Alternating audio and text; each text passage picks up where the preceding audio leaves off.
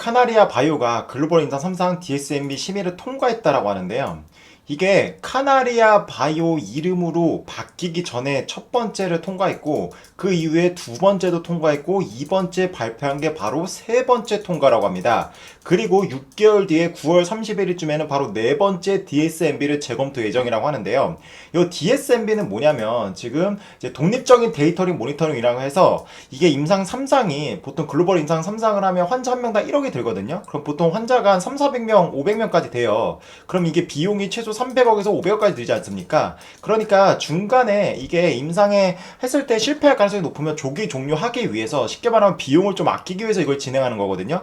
근데 지금 DSMB를 3번 통과했다라는 건 사실상 성공할 확률이 대단히 높다라고 볼 수 있어요. 그 말은 일단은 지금 난소암 임상 3상에서 성공을 의미하고 그러면 지금 이제 임상 3상이 성공이 된다라고 하면 이게 이제 약이 잘 팔릴 수 있을까라는 문제를 우리 고민해야 돼요. 그죠? 그래서 우리가 투자하는 이유가 바로 그거지 않습니까? 이 약이 성공해서 잘 팔려서 얼마를 받으니까 밸류를 얼마 줘야 된다. 지금 현재 카나리아 바이오가 37,300원이고요. 얘네 시가총액 1조 7천억 정도가 됩니다. 예전에 제가 3개월 전에 카나리아 바이오 그때 이제 글로벌 임상 3상 이제 DSMB도 통과했다라고 했을 때 그때 한 2만 원대였을 거예요. 그래서 이거 대단히 우리가 좀 주목해야 된다라고 말씀드렸는데 그 후에 주가가 꽤나 좀 많이 올랐죠. 한 50% 정도 올랐다고 보시면 돼요. 그렇다면 지금 카나리아 바이오 이게 시가총액이 적정한지 좀 비싼지 아니면 더 지켜봐도 되는지 그런 부분을 이 파이프라인에 대해서 상세하게 분석하면서 한번 다 같이 좀 생각해 보도록 해볼게요. 자, 여기 보시면 카나리아 바이오가 지금 임상 3상을 하고 있는 건데요.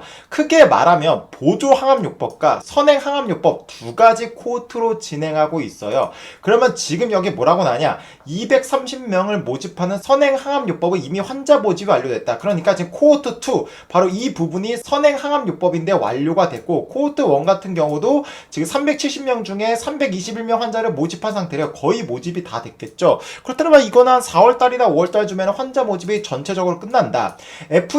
FDA에서는 임상 3상에서 코호트 1과 2 중 어떠한 것든 하나만 성공하면 허가를 내줄게라고 말했다라고 했는데요. 그런데 지금 이 오레고보악 같은 경우는 임상 2상을 진행했을 때 대단히 데이터가 좋게 나왔어요. 그때가 지금 보시면 미국과 이탈리아를 환자를 대상으로 97명 대상으로 임상을 진행했었는데 무진의 생존 기간이 지금 표준치료법이 12개월인데 얘네가 42개월이 나왔습니다. 그러니까 얘네는 대조군이 플라시보 위약이 아니라 지금 SOC 그러니까 기존 표준치료법을 했기 때문에 바로 이걸 보고 우리가 직관적으로 약이 좋다 안 좋다라고 했었는데 무려 30개월이나 길었어요. DSMB를 3번 통과했기 때문에 이번 임상 3상 성공 가능성도 높잖아요. 근데 임상 2상은 코호트를 하나만 했을 거고 얘네 지금 코호트를 2개 했으니까 도대체 임상 2상은 어떤 코호트를 했을까? 그래서 우리가 현실적으로 이 2개 중에 어떤 게 성공 가능성이 높을까? 이 부분을 좀 체크해 봐야 되거든요. 자, 봅시다. 여기 보시면 바로 이게 임상 2상이에요. 제가 중요한 부분만 표시해 뒀는데요. 바로 오레고보바 2mg을 정맥주사로 20분간 지금 보시면 첫 번째, 세 번째, 다섯 번째 투여하고 그리고 12주차, 그러니까 5번 사이클이 끝나간 후에 12주차에 단독으로 투여한다라고 해요. 바로 이게 임상 2상에서 표준치료제보다 무진행 생존기가 30개월 긴 42개월이 나온 거거든요. 그러면 그걸 위로 올려서 보면 이 동그라미가 오레고보바이거든요. 첫 번째, 세 번째, 다섯 번째, 그리고 다섯 번째 사이클이 끝나고 12주차에 단독으로 한다 그랬죠. 그죠? 그러니까 지금 보시면 코호트 1이 임상 2상과 거의 유사한 코호트의 확률일 거라고 보시면 돼요. 그렇다면 우리는 투자자 입장에서 지금 DSMB를 통과했다라고 하는 건 아마도 코호트 1이 좀 성공할 가능성이 더 높지 않을까. 이게 지금 임상 2상과 똑같은 임상이기 때문에 성공할 가능성이 현실적으로 높고 코호트 2 같은 경우도 얘네가 추가를 했다. 그럼 뭐가 달라요? 라고 한다면요. 첫 번째는 프라이머리 디버킹 서저리 그러니까 먼저 수술을 해서 암세포를 최대한 줄이고 제거한 다음에 그 다음에 지금 항암을 하는 거예요.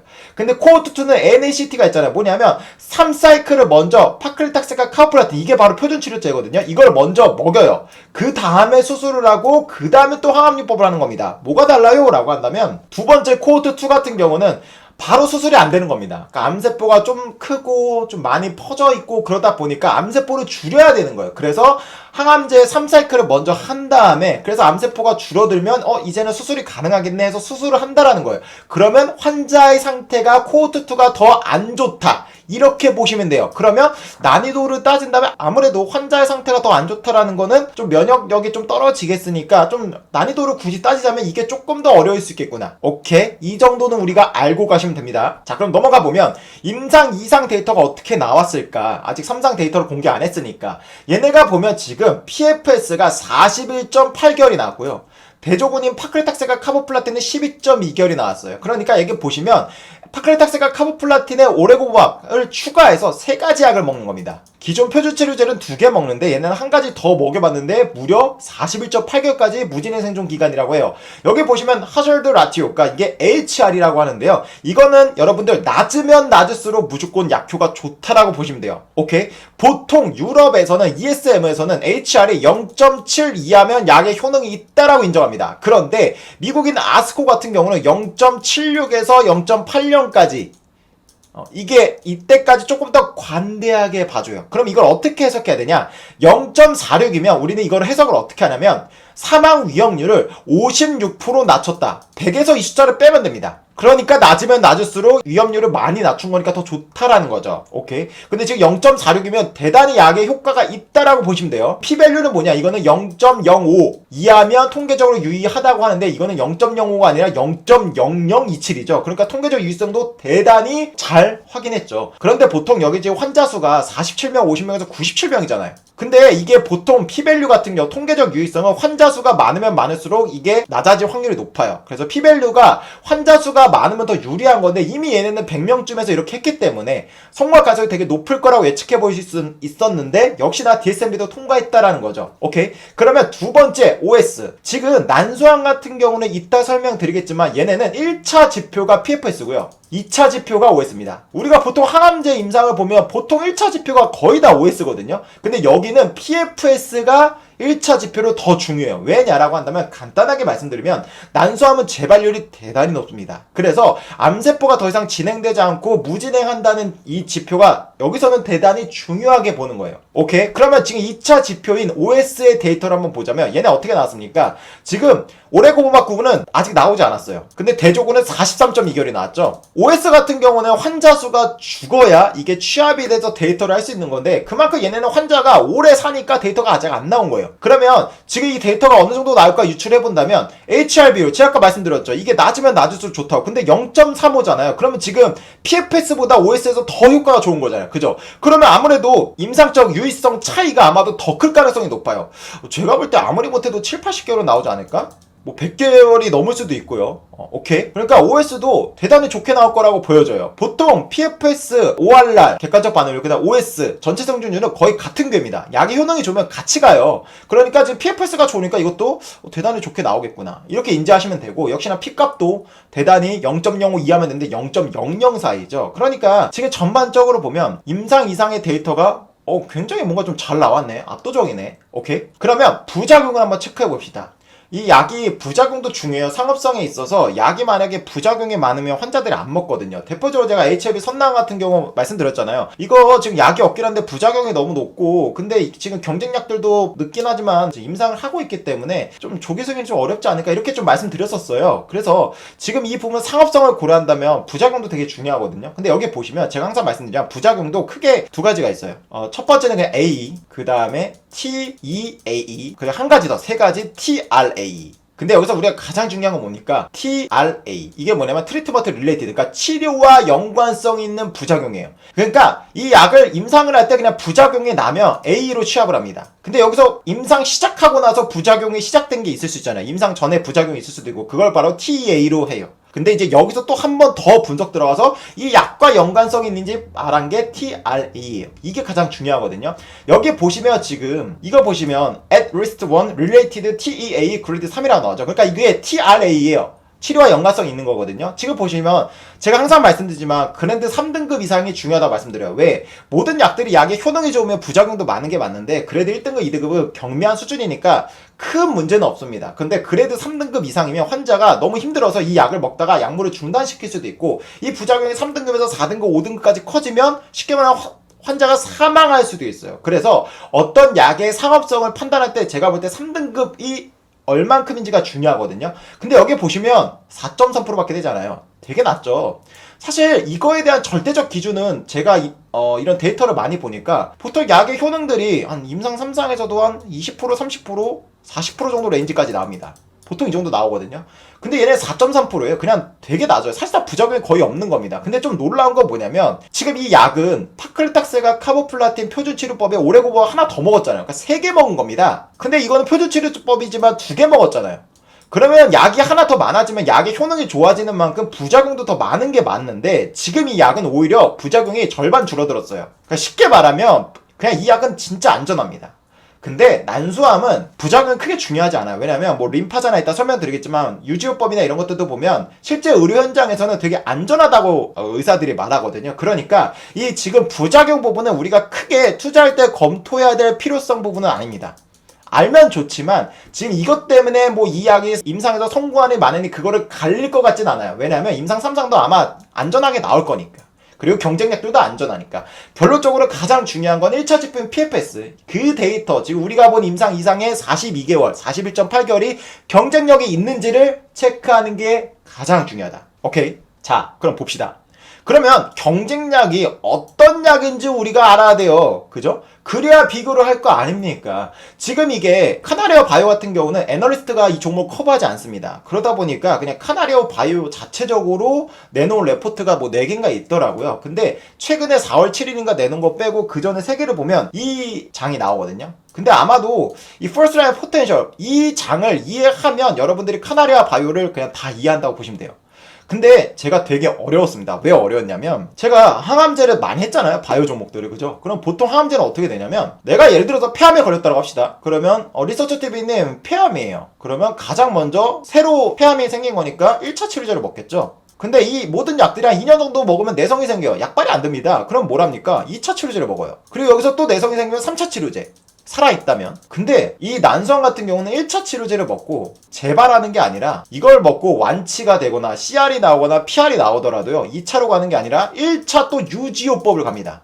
이게 대단히 중요해요. 저는 이런 걸 처음 봐서 이게 굉장히 헷갈렸거든요. 그래서 난소암은 이 약발이 되게 잘 들어요. 그냥 10명 중에 한 7명에서 8명이 CR이나 PR이 나오거든요. 그러니까 대부분 환자들이 1차 치료제 먹으면 약의 효능이 좋아요. 그런데 거기서 끝나는 게 아니라 그 환자들이 또다시 1차 유지요법까지 같이 먹습니다. 그러니까 이거를 묶어서 봐야 돼요. 이거를 1차, 2차처럼 그런 개념으로 나눠서 보면 안 된다라는 거예요. 오케이? 바로 이게 그겁니다. First Line Treatment 바로 이게 1차 치료제고요. 이거는 1차 유지요법입니다. 바로 이 화면을 우리가 정확하게 이해한다면 카나리오 바이오의 경쟁 약군을 알 수 있고 그 데이터를 비교할 수 있겠죠. 그러면 내가 난소암에 걸리면 바이오마커 검사를 합니다. 뭐냐면 사람마다 성격이 다 다르듯이 암종도 성격이 달라요. 그래서 그 바이오마커에 맞는 유전자 변이에 맞는 약물을 치료해서 조금 더 이 환자에 맞는 약을 준다고 보시면 돼요. 그러면 난소암 같은 경우는 크게 바이오마커 검사가 2개가 있어요. 뭐냐면 처음엔 여기 나오죠. 브라카 변이. 이 브라카는 뭐냐면 여자들의 유방과 이제 난소 췌장암에서 많이 발견되는 건데요. 우리 영화배우 안젤리나 졸리 기억나시죠? 안젤리나 졸리 같은 경우는 유방을 절제했잖아요. 근데 걔는 유방암이 아닌데 미리 절제한 거예요. 왜? 안젤리나 졸리 어머니가 유방암인가 난소암으로 돌아가셨거든요. 근데 그 어머니가 이 브라카 변이를 갖고 있었던 거예요. 그래서 안젤리나 졸리도 정기검사 때 유전자 검사를 했더니 이게 한 300만 원 하거든요. 유전자 변이 검사인데 얘네 브라카 변이가 있는 거예요. 이게 있으면 유방암에 걸릴 확률이 60% 올라가고 난소암 걸릴 확률이 40% 올라갑니다. 그러니까 안젤리나 졸리는 어머니가 암으로 고생한 걸 봤잖아. 그래서 얘가 선제적으로 그냥 가슴을 절제한 거예요. 그런데 지금 이 브라카 변이가 전체 환자 25%. 이게 정확히 말하면 뭐냐면 그냥 5대5로 본다면 HRD가 음성이 50%고 양성이 50%입니다.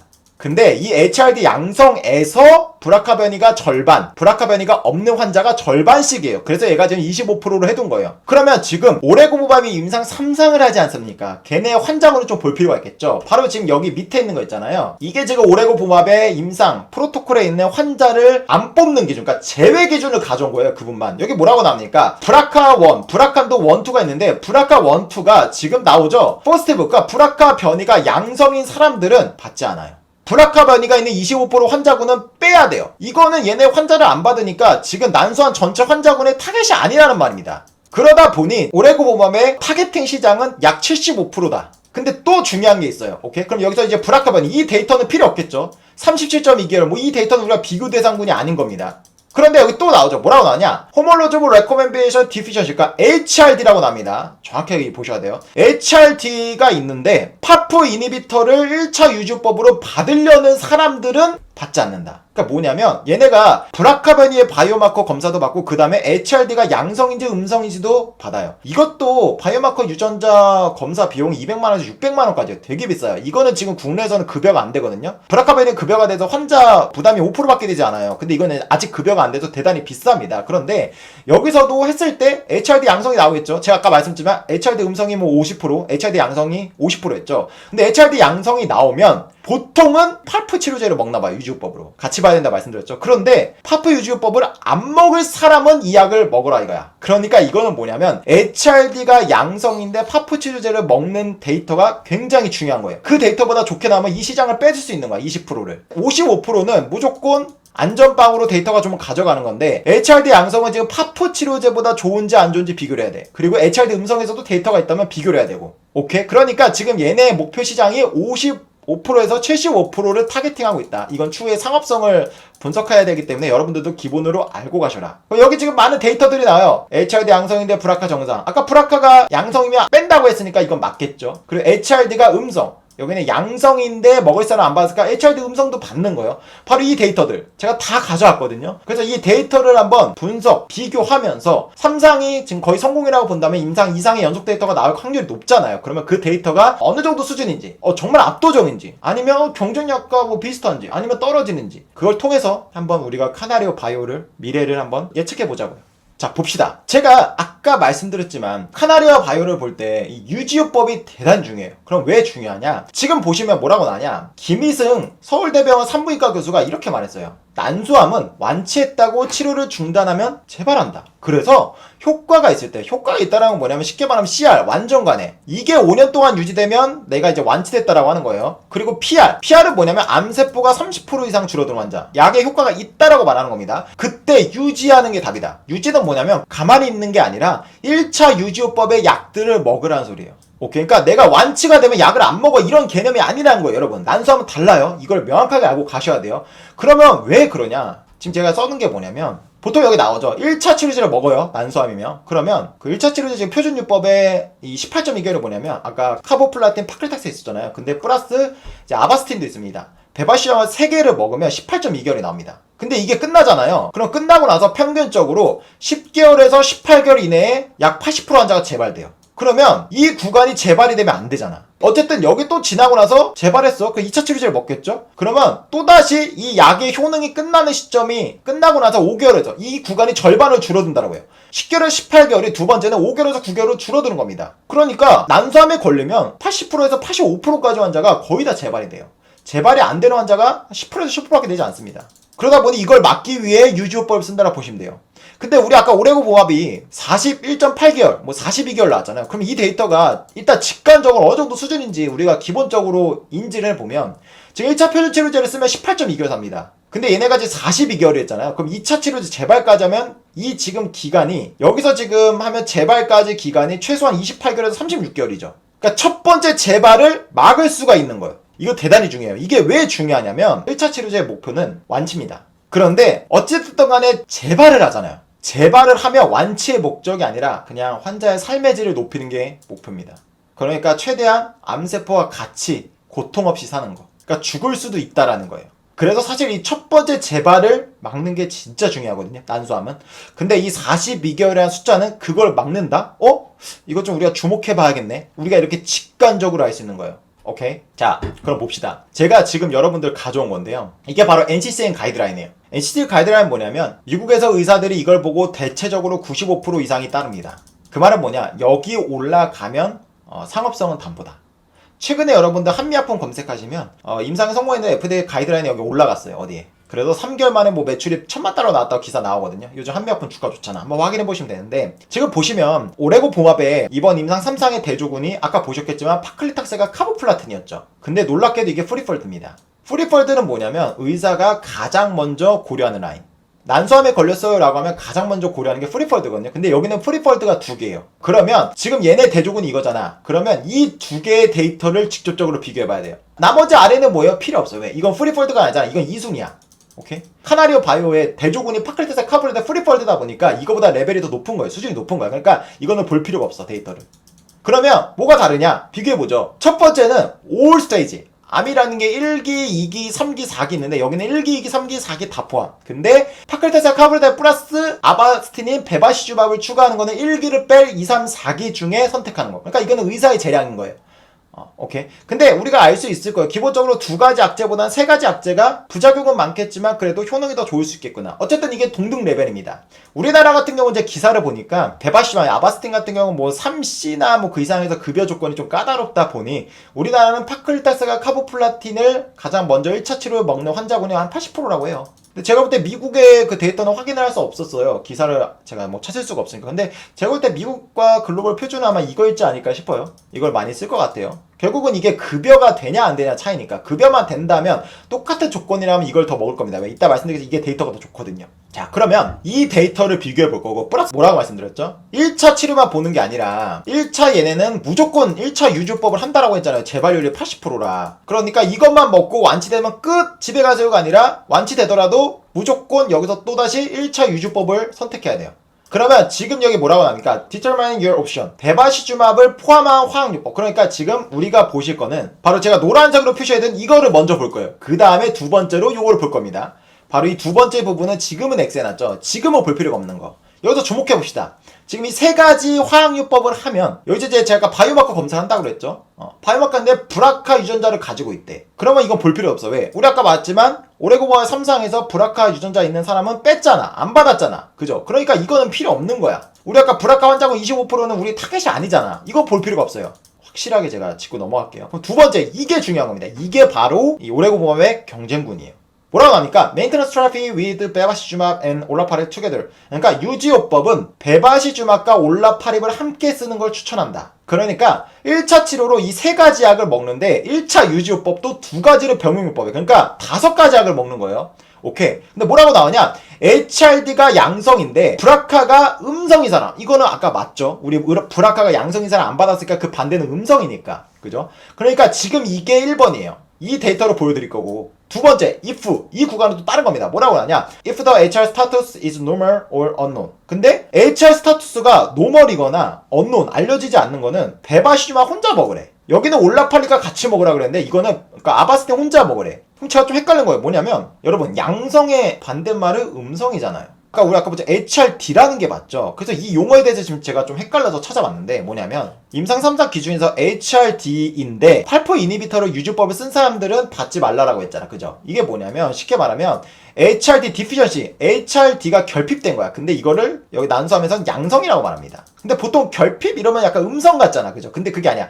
디피전시가 있으면 양성이야. 그러면 이 반대말 음성이 있겠죠? 근데 저기는 노멀이 나왔잖아. 그러니까 양성의 반대말은 음성인데 노멀이면 노멀이 뭔가 양성과 음성의 중간인가? 제가 이렇게 헷갈리는 거예요. 왜 저기서 노멀이라고 굳이 말했지? 음성이라고 해 좀 딱 맞는데? 그래서 제가 이게 헷갈려서 찾아봤더니 뭐라고 나오냐면 여기 나오죠. HRD 표현형은 존재 또는 부재를 정의해. 그러니까 2가지로 나뉜 거예요. 근데 디피션시가 부재잖아. 바로 부재가 HRD야. 오케이?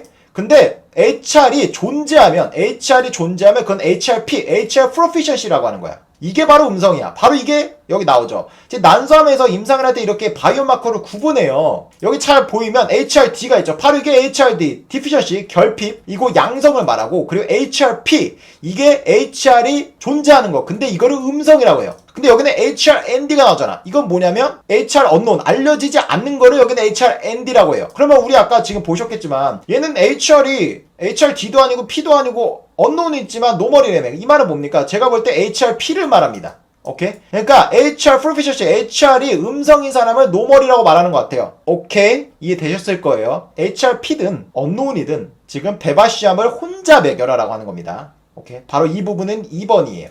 이 데이터 1번, 2번 데이터를 한번 오레고보암과 비교해보면 되겠죠. 오케이? 자, 봅시다. 먼저 병용법군에서 아까 1번을 보는 거예요. 위에 말씀드린. 여기 나오죠. 여러분들 이대로 검색하시면 구글에서 여러분들 이걸 다 보실 수 있어요.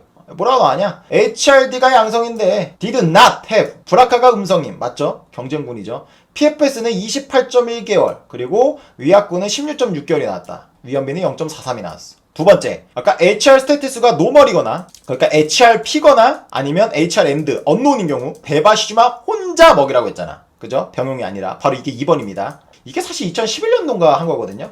그 당시에는 이게 유주법이라는 게 없었어요. 딱히 지금 최근에 2018년도부터 재발성 대상으로 파프 치료제가 나오면서 이제 유주법이란 말이 생긴 것 같은데, 그러다 보니까 여기 보시면 유지라고 말 안 하고 그냥 익스텐드라고 나오잖아요. 근데 여기 보시면 IRC가 있고 IMV가 있죠. 근데 이거는 뭐 다른 게 아니고 그냥 평가 요법이 다른 거예요.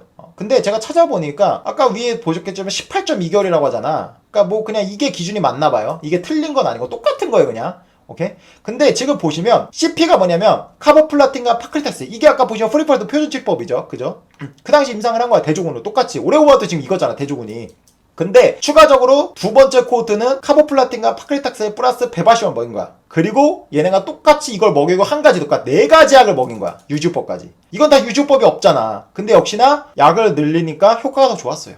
바로 이 18.2개월. HR이 노멀이거나 언노운인 사람들은 18.2개월 정도 무진의 생존 기간이 두는구나. 자, 그럼 제가 데이터를 보여드릴게요. 바로 아까 NCCN 가이드라인 말씀드린 게 첫 번째 제가 1번 단계 바로 이거고요. HRD 양성 및 브라카벤이 음성일 경우, 그리고 브라카벤이만 음성일 경우도 같은 1번 계열군으로 보시면 됩니다. 그리고 아까 HR status is normal and unknown일 경우라 했죠. 바로 이게 2번입니다. 요거를 보는 건데, 근데 여러분들이 이제 명확하게 알고 가셔야 될 게 있습니다. 뭐냐면 바로 오레고바 임상 이상 공개된 이 데이터들 41.8개월과 12.2개월, 바로 이거는 전체군 데이터입니다. 지금 보시면 이 파올라 1 같은 경우 전체 모집은 데이터잖아요. 이게 22.1개월이 나왔고, 그 다음에 대조군은 심지어 6개월이 나와서 5.5개월의 이득을 봤거든요. 근데 이거에 대해서 상세 분석을 했더니 바로 요것들이 나온 거예요. 그러니까 잘 보면 상세 분석해보니 전체 데이터인 것보다 지금 HRD 양성 및 브라카벤의 음성은 데이터가 좋아졌고, 근데 브라카벤이만 음성일 경우 데이터가 안 좋아졌죠. 그 말은 뭐냐면 오레고바와 임상 3상 중이잖아요. 얘네가 데이터를 이번에 발표한다면 딸랑 이렇게 전체 데이터만 발표하지 않을 거예요. 추후에 같이 서브 그룹을 분석을 해서 뭐 HRD 양성 및 브라카벤이는 얼마, 그 다음에 브라카벤이가 음성일 경우 얼마, 아니면 HRP 음성 및 HR 언노운일 경우 얼마, 이렇게 다 분석할 겁니다. 그러니까 지금 정확하게 말하면 이 28.1개월 뭐 18.9개월 이 임상만 보고 지금 오레고바면 훨씬 좋네 이렇게 직관적으로 보시면 안 된다는 거예요. 다만 어쨌든 큰 틀은 바뀌지 않겠죠. 여기서 이제 평균을 내는 거니까. 근데 전체 모집단 데이터를 본다면 지금 얘네가 22.1개월에 나왔잖아요. 그죠? 그 레인지에서 6개월 더 나오고 여기서 막 4개월 정도 줄었잖아요. 그럼 얘네도 아마도 상세 데이터를 분석해보면 지금 어쨌든 전체군의 데이터가 지금 5.5개월 이득인데 훨씬 더 얘네는 압도적으로 효과가 좋잖아요. 그러니까 아마도 나중에 임상 3상을 우리가 충분히 기대해볼 수 있다는 거예요. 얘네가 상세 분석을 해도 충분히 지금 데이터들보다 좋게 나올 가능성은 보인다. 오케이? 그러면 요 마지막 요게 아까 NCC 가이드가 2번이었는데 얘네 같은 경우도 상세하게 지금 이걸 바이오마커 HRP 음성 및 HR 언노운으로 나눈 게 아닙니다. 얘네도 보면 전체군이에요. 근데 그냥 약이 없으니까 NCC 가이드라인에서 이거 먹으라고 한 거예요. 그런데 아까 보셨겠지만 HRP 음성인 환자가 지금 난소암 전체에서 50%가 넘어요. 여기는 지금 언맨니즈, 그러니까 치료제가 확실히 필요한 거예요. 근데 지금 오레고바 아까 말씀드렸지만 이게 지금 전체군이잖아요. 그럼 이거는 우리가 직관적으로 비교가 가능한 거예요. 왜? 똑같잖아. 어쨌든 오레고밥도 이 임상 안에 HRP거나 HR 얻는 경우 환자가 분명히 섞여 있을 거거든요. 섞여 있을 거예요. 왜? 우리 아까 보셨겠지만 브라카벤이가 양성인 환자만 안 받았잖아. 그리고 이 환자도 섞여 있는 거라고 본다면, 같은 기준의 임상이라고 본다면 지금 오레고밥이 훨씬 더 데이터가 좋죠. 얘네 지금 18.2개월 12개월, 6.2개월의 이득입니다. 근데 얘는 29.6개월 이득이고 HR도 훨씬 낮죠. 그러니까 지금 확실히 뭐 나중에 데이터를 봐야겠지만 임상 이상을 볼 때 어쨌든 성공이라고 본다면 3상이 난소암의 55% 시장을 압도적으로 먹을 가능성이 보인다. 오케이. 자, 그러면 두 번째를 봐야겠죠. 지금 프리펄드가 두 개였잖아요. 우리가 지금 본 게 바로 이거 세 가지 병용법, 그죠? 근데 이거는 이제 봤고, 이제는 우리가 위에 있던 지금 대조군으로 하고 있죠. 이 지금 파클탁스가 카보플라틴 지금 하는 부분에 있어서 NCC의 가이드라인 보자고요. 바로 이 부분은 두 번째입니다. 그러니까 여기는 우리가 지금 이걸 본 거예요. 그러니까 여기는 안 보셔도 되고 헷갈리지 마시고, 그러면 여기 나오죠. 베바시주맙을 포함하지 않는 거 두 가지만 먹었다는 거죠. 근데 여기 또 나오죠. If you have BRCA mutation. 근데 우리는 아까 봤지만 BRCA mutation 있는 사람 받지 않았죠. 그러니까 지금 여기는 필요가 없어요. 역시나. 그러니까 여기도 역시나 이 부분을 보는 게 중요한 겁니다. 그럼 제가 이제 써놨지만 나오죠. If you do not, 브라카바니가 없는, 맞죠? 우리 아까 오레고바 3상이 그거였죠. 없거나 아니면 브라카 테스트를 하지 않았어. 그러면 테스트를 하지 않았으면 있을 수도 있는 거예요. 그런 환자군은 없거나 있을 수도 있는 사람들은 메인터넌스 테라피로 니라파립이란 약을 쓴다. 단독으로 쓰는 거예요. 혼자 먹죠. 그리고 특별하게 HRD가 양성인데 브라카 변이가 없는 경우는 니라파립을 써. 여기 또 안 나왔죠. 이게 옵저버니까 남은 그냥 본다는 거니까 의미 없는 건데, 그 말은 뭐냐면 지금 두 가지 약을 먹고 있는 경우는 그냥 니라파립을 다 먹으라는 거예요. 유전자 변이 검사가 있든 없든 간에. 오케이? 그 데이터를 한번 보자고요. 여기 나오죠. HRD, 이게 결핍인데 양성이라고 했죠. 브라카 뮤테이션이 없는 환자의 경우 19.6개월에서 8.2개월이 나왔다. HRB율이 0.5가 나왔고, 그리고 두 번째 HRP, 이게 HRD가 이제 음성이죠. 있는데 음성이야. 그 그룹은 PFS가 뭐 8.2개에서 5.4개월에 나왔다. 이거를 제가 정리해서 보여드릴게요. 자, 봅시다. 바로 이게 그 데이터인데요.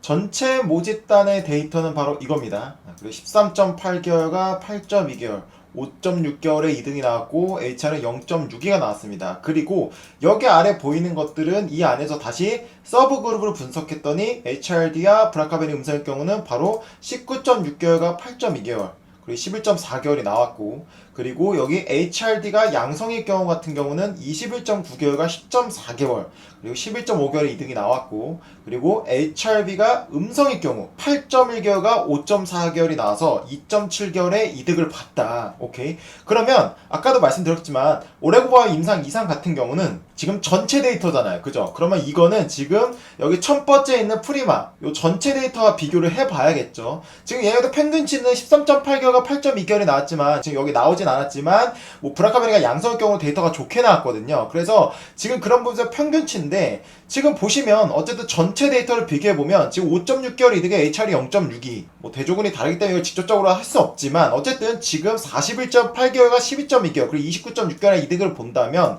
나중에 이번 임상 상상에서 분명히 오레고공학도 서브 그룹을 데이터를 발표할 건데 이게 뭐 연속으로 나온다라고 가정한다라고 본다면 어쨌든 간에 충분히 카보플라틴과 파클리탁셀 두 가지 병용법에서도 가능성이 보인다라는 거죠. 오케이. 자, 그러면 이거 알겠어요. 근데 시장에 나온 약 말고 지금 경쟁약들도 개발하고 있을 거 아니에요. 경쟁약도 없습니까? 예, 제가 가져왔어요. 여기 오베리오라는 임상인데 이게 이상이에요. 여기 나오겠지만 니라파립과 베바시주밥을 병육요법으로 유주법을 두 개 매기는 거예요. 근데 이게 뭐라고 합니까? 그러니까 이게 프레티나 베스 케모테가 뭐냐면 카보플라틴과 파클리탁셀 그거 두 거를 먹고, 그러니까 이건 세 가지 요법을 1차 치료로 먹고, 이게 아까 프리펄드였잖아. 그리고 플러스 1차 유지를 니라파립과 베바시를 또 먹여. 5가지 약을 먹는 거예요. 지금 이런 게 트렌드예요. 유주법까지 이렇게 해서 보통 5개에서 막 7개, 8개까지 먹이거든요. 근데 임상 이상의 결과예요. 근데 우리 오레고바 임상 이상에서 서브 그룹을 분석 안 해줬잖아. 근데 얘네는 서브 그룹을 이렇게 잘 나눠놨어요. 이런 게 좀 임상 데이터가 완성도가 높은 거거든요. 아까 말했죠. HRD, Deficiency. 이게 결핍이지만 양성이다. HRP, Proficiency. 이게 음성이다. 그리고 아까 HR, 뭐 스태티스 노멀 이제 언노운 나왔죠. 가이드라인에. 이게 이제 not determined. 이게 HRND라고 해서 이제 뭐 언노운. 근데 보시면 HRD 양성인 부분이 원래 가장 약효가 잘 먹거든요. 지금 28.3개월. 그리고 그 다음에 HRP인데 14.2개월. 반으로 확 줄죠. HRP부터 약의 효과가 안 들어요. 근데 이게 환자군이 절반이에요. 55%. 이것도 절반이고. 그러니까 지금 HRD가 있는 애들은 좀 약이 좀 잘 먹히는데 HRP 이거는 약이 필요해요. 그리고 여기서도 이제 언노운 잘 모르는 것들 심지어 또 줄죠. 오레고밤의 세부 데이터가 나오지 않았지만 경쟁력 있다. 그리고 여러분들이 가장 아셔야 될 게 바로 이거예요. 얘네가 4월 5일에 이게 성공이라고 발표했거든요. 추후 데이터는 뭐 학회에서 발표한다고 했는데 아마 ESMO나 아스코에서 발표하겠죠. 근데 얘네가 임상을 어떻게 했냐? 여기 보시면 코호트를 3개로 했어요. 근데 여기서 지금 보면 3군이 1군에 비해 통계적으로 유의하고 임상적으로 의미 있는, 그러니까 P값이 0.05 이하이고 임상적으로 의미 있다는 뭐냐면 오레고밤에 아까 PFS가 41.8개월이었고 대조군이 12개월이었잖아. 이 차이가 있었다 대단히. 근데 그걸 보면 얘네 어떻게 했냐? 3군을 보면 임핀지, 베바시주맙, 백근기와 항암 화학요법 뭐냐면 아까 카보플라틴과 파클리탁셀을 말해요. 그러니까 1차 치료로 임핀지랑 아바스틸이랑 카보플라틴, 파클리탁셀 4가지를 먹고 그 다음에 1차 유지법으로 또 임핀지와 베바시주맙, 그러니까 아바스틸이죠. 그리고 림파자. 그러니까 지금 약을 몇 개 먹은 겁니까? 7개를 먹었어요. 근데 이거는 정확히 경쟁량이 맞죠. 이거 1차 치료제거든요. 그러면 조금 이런 생각이 들죠. 오레고보밥은 1차 유주법을 못했잖아. 타이밍이 안 맞아서. 그 당시에 얘네 이 뭐 림파자나 이런 게 없었잖아. 걔는 1차 치료만 3가지 약을 먹고 42개월이 나는데 얘네는 어쨌든 1차 유주법 7가지 약을 먹고 했는데 성공이라네? 근데 데이터는 추후 발표한다네? 그러면 이게 만약에 뭐 40개월이나 50개월 나오면 오레고보밥 진짜 좀 큰일 나는 겁니다. 그건 아직 몰라요. 근데 얘네가 7가지 약제를 먹었지만 뭐 30개월, 20개월 나올 수도 있는 거야. 그러니까 이건 뭐냐면 카나리오 바이오를 투자하는 사람들이라면 이거는 필히 추후의 데이터를 체크해야 된다. 이해되시죠? 그러면 바로 이게 지금 난썸의 경쟁약군이에요. 바로 밑에 이제 제블린이 나오죠. 이게 지금 보면 클로즈다라고 적혀있잖아. 그래서 나는 이게 환자 모집이 끝난 건가? 라고 했더니 얘네가 삼상에서 환자 모집을 하는 중간에 DSMB를 처음 한 거야. 아까 독립적인 데이터 모니터링 위원회. 카나리아 바이오 이제 세 번째 통과했는데 얘네 첫 번째에서 그냥 임상 중재, 약의 효능 없어. 그러니까 이거는 실패했어요. 얘네도 똑같이 CP가 카보플라테 파클테스이거든. 이거 아까 프리펄드잖아. 이거 플러스 TSLA, TSR042. 그래서 뭐 유지호법까지도 이렇게 묶어서 했는데 2020년도 끝났대. 근데 검색하니까 데이터가 없어요. 그러니까 아마 데이터가 없으면 뭐 실패한 것 같아요. 성공했는데 데이터가 잘 안 나온 것 같아. 성공은 했지만. 근데 우리 아까 보셨겠지만 NCCN 가이드라인 제가 최신판으로 가져왔잖아. 2023년도 건데 그게. 근데 막상 보면 2022년도야. 그 말은 뭐냐면 바뀐 게 없다라는 거예요. 근데 3년이 지났는데도 NCC 가이드라인 없다? 그러면 이거는 제가 볼 때 뭐 데이터가 의미가 없는 거예요. 근데 지금 위에 보신 거 성공이라고 말한 게 바로 이거 듀오 임상이거든요. 근데 얘네가 2022년도에 완료가 됐어요. 근데 지금 1년 뒤에 데이터를 발표했잖아. 그죠? 이거는 이제 확해서 발표할 거고. 그러면 지금 이거 완료가 2024년이야. 2025년이고. 그럼 얘네도 데이터 발표하는데 1년 걸리겠죠? 그러면 이건 아직 머나먼이야. 이거는 지금 상황에서 우리가 볼 필요는 없어요. 근데 얘네도 보시면 알겠지만 큰 트렌드를 보면 얘네도 지금 1차 치료제를 하고 같이 유지호법을 섞어. 그죠? 그러니까 이런 것들이 추후에는 우리가 좀 지켜봐야 된다는 건데 지금 상황에서 우리가 가장 강력한 경쟁자는 바로 이 듀오 임상입니다. 이거는 우리가 얘네가 학회에서 발표한다고 했으니 데이터를 꼭 체크하자. 왜? 가장 강력한 경쟁자다. 실패하면 정말 좋고. 자, 그럼 정리해봅시다. 카나리아 바이오가 1조 7천억 정도 되거든요. 제가 찾아보니까 림파자가 1차 유주법이 재발성에서 허가받고 그 다음 나중에 2020년도인가 2018년도인가 뭐 2020년일 거예요. 난소암에서 이제 1차 유주법으로 허가를 받았거든요. 근데 그 약이 난소암에만 있는 게 아니라 뭐 췌장암, 유방암, 난소암에서는 뭐 1차 유지, 2차, 3차, 4차 막 이렇게 다 허가받았어요. 그러니까 이게 난소암만 1차 유주법이 얼마인지는 몰라. 근데 얘네 매출액이 2022년도에 2조 1천억이었거든요. 근데 2021년도에 4조 2천억이 넘었어. 이게 전부가 난소암은 아니니까 난소암에서 얼마인지 몰라요. 그게 좀 아쉽긴 해. 근데 최근에 이슈 있었던 거 알죠? 팔프 치료제들이 난소암에서 줄줄이 허가 NCC 가이드라인에서 다 나가리 됐어요. 근데 그거 정확히 말하면 1차 유주법은 다 유지됩니다. 근데 재발성이나 이런 부분에서는 NCC 가이드라인 그걸 먹지 말라고 했어. 왜냐면 재발하고 그걸 먹으면 나중에 OS가 더 짧아진대. 뭐 그런 게 있어요. 아무튼 그러니까 얘네는 지금 이렇게 매년마다 2배 크게 성장했지만 좀 이 성장률이 낮아질 가능성이 높아. 왜? 난소암에서 1차 유주법을 빼고는 지금 줄줄이 좀 나가리 되는 분위기거든요. 근데 어쨌든 간에 지금 4조 2천억 매출이 나왔어요. 그럼 대략 난소암에서는 뭐 한 1조에서 2조 나온다고 볼까요? 이건 그냥 제 추측입니다. 이건 여러분들 추측하시면 돼요. 근데 그 안에서도 또 1차 유주법, 2차 유주법이 나눠야 되잖아. 그지? 근데 뭐 아무튼 뭐 그걸 다 감안하더라도 최소 1조는 나오지 않을까? 제 생각은 그래요. 제가 아직 상업성을 분석하지는 않았습니다. 왜 그러냐면 얘네 지금 서브그룹 데이터가 없잖아. 제 경쟁작들은 서브그룹 데이터가 다 있는데. 그러니까 그걸 보고 막 내가 여러분들한테 막 또 막 약팔이를 할 수 없더라고.